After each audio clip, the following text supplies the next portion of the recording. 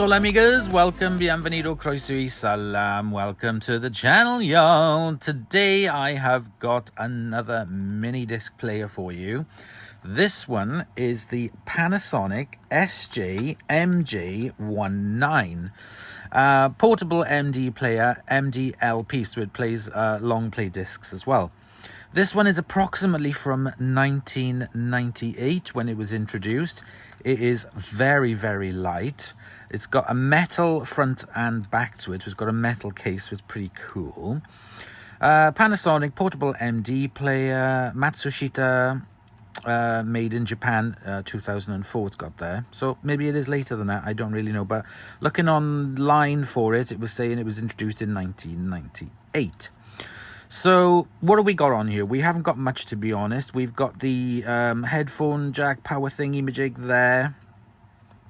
That is a little thing for a carrying, you know, the little carrying things. We've got the open and close mechanism there. We've got the gum stick battery compartment.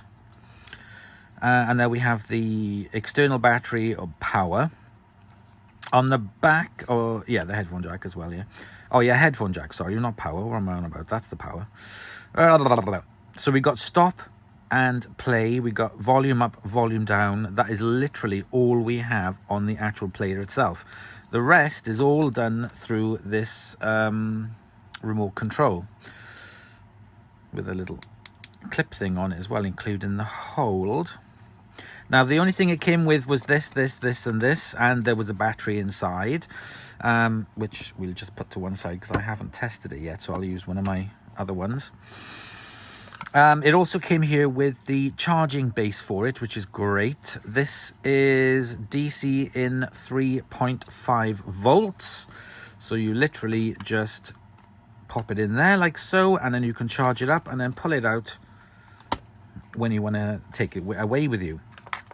There also is this battery pack as well for a AAA battery. Now this will need cleaning up because this looks a little bit rough. It just looks a little bit corroded on the inside of it, so I think it just needs a bit of a cleanup, to be honest. So that's all we've got. So if I plug in, it's very, very light. Very light indeed. Let's put the gum stick battery in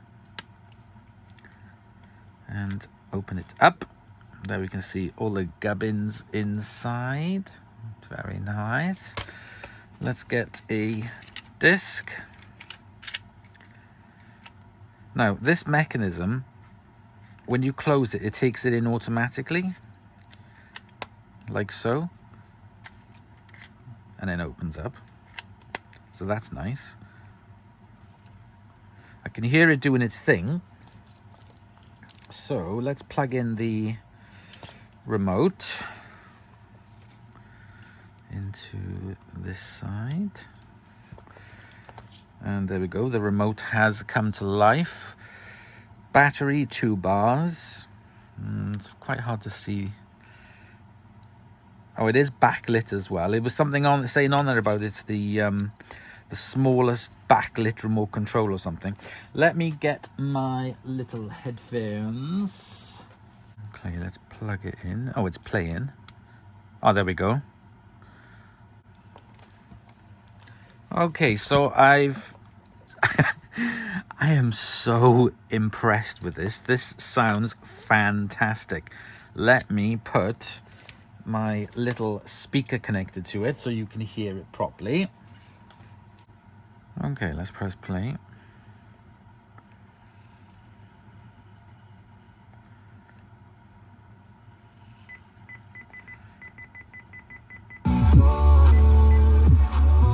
Okay, let's go back to the beginning of the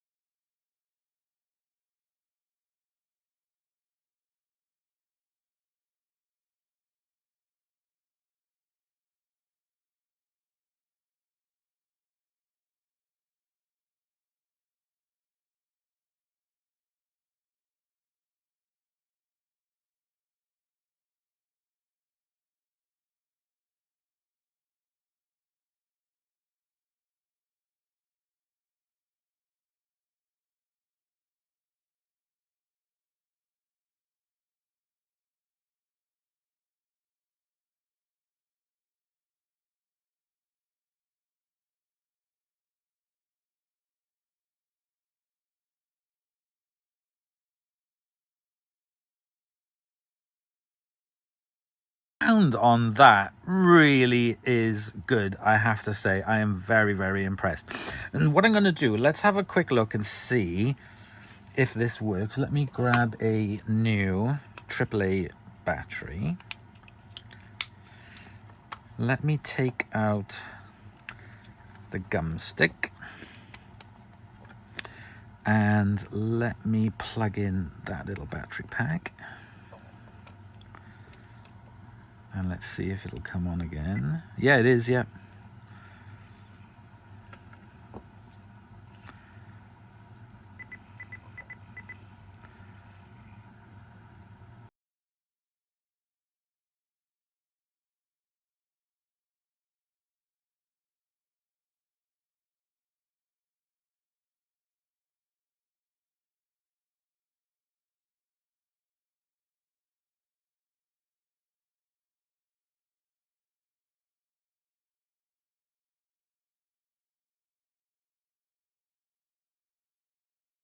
But I am going to clean up that little connector. So let me unplug everything and move the speaker out the way.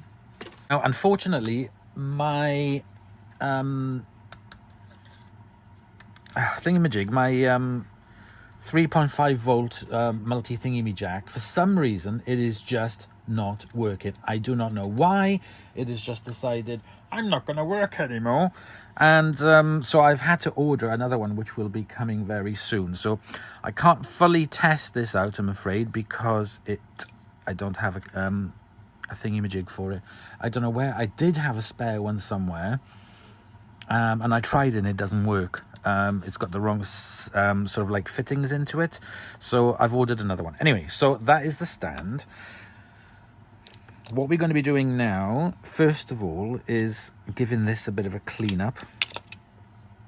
So what I have got is, I've got some spray isopropyl alcohol in here, and I've got my carbon fiber thingy-majig brush. So let me give that a clean.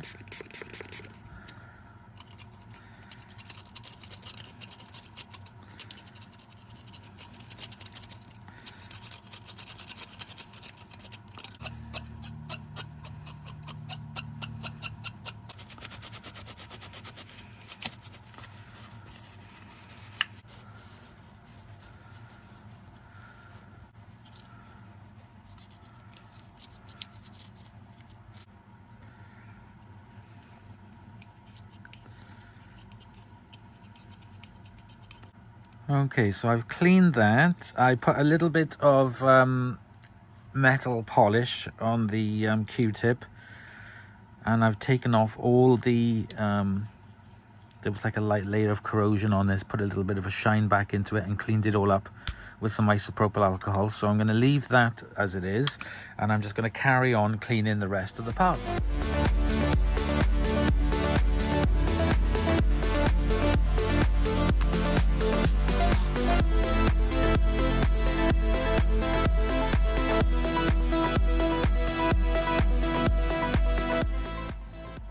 Okay, well that definitely looks a lot tidier than what it was. Okay, so that actually opens up quite a lot compared to some of them. Let's pop a disc in. And then as you close it, disc goes in. Nice. Let's pop in the... And I gave this a good clean as well. That's nice. So let's try the power from this.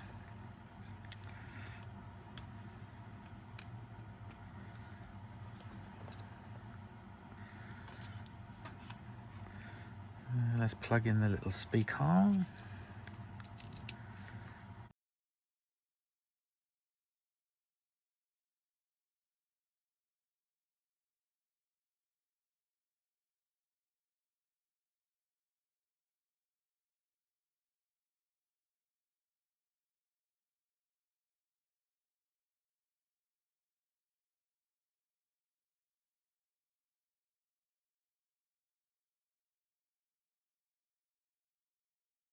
Really appreciate the sound on it because it is really, really good. It's got a really good bass to it without it being really distorted. So let's press stop and let's remove this. Let's pop in a gum stick battery.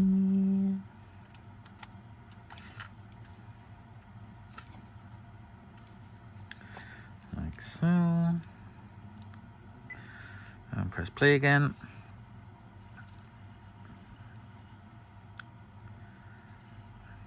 Doesn't really remember.